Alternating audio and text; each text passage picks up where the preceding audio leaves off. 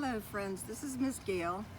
It is one of our first really warm days, and so I thought we could go outside and take a look at some special summertime stuff to do.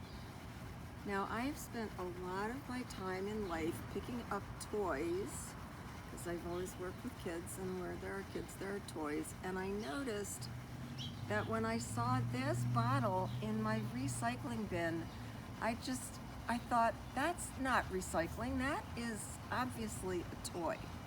And I could tell it was a toy because even before I put the writing on it, it had two little eyes right there. All I had to do was trace over the eyes, and this literally, you can see there's a little happy smile there. So all I had to do was just go over this guy with some permanent marker, and he becomes a really nice outdoor water toy. And I call him a water bug because he's flying around, minding his own business, and then when he sees a plant that needs watering, he waters the plant for you. He can water all kinds of things. And if you have older kids and you have several of these squirty bottles, you can actually set up targets and see who wins hitting the targets. So you could water your dog. I guess that's not really nice. Don't water your dog, but you could. So this is a water bug.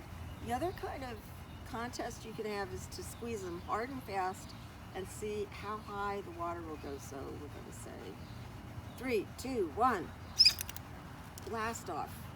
And that actually made kind of a little scream there too.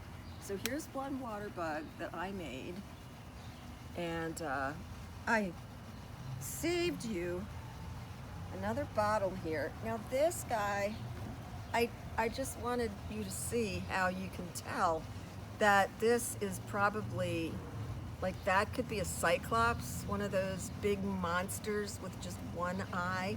So you can draw the eye around there and actually put some kind of monster fur on him and stuff. And he is really a very powerful water squirter. I got that little, watch how far he can, really amazing. So that's one that you might want to work on. That's just plain water in a soap bottle, but you can see right there is clearly a cyclops eye. So after I got the squirting stuff, I found this just sweet little hand soap bottle, and I kept looking at it because it had these big eye spaces.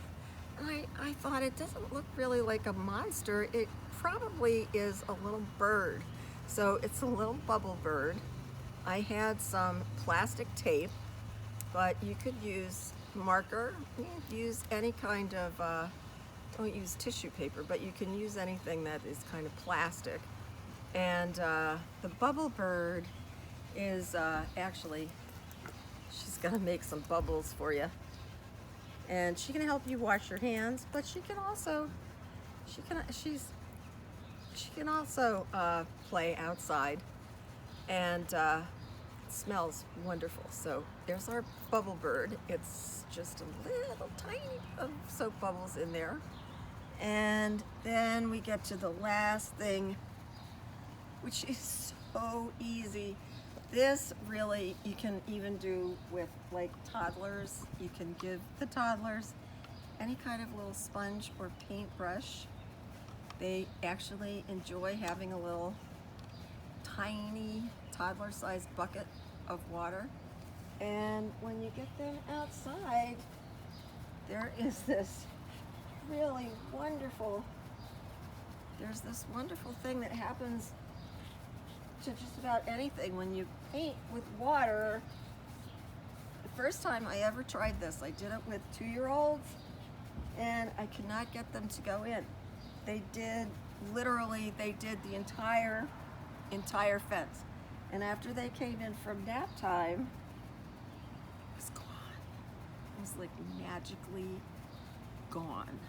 So if you're just really, really like done and you have some toddlers, any kind of little paintbrush, even you can use a little plastic drinking cup for their water, and they will just do this.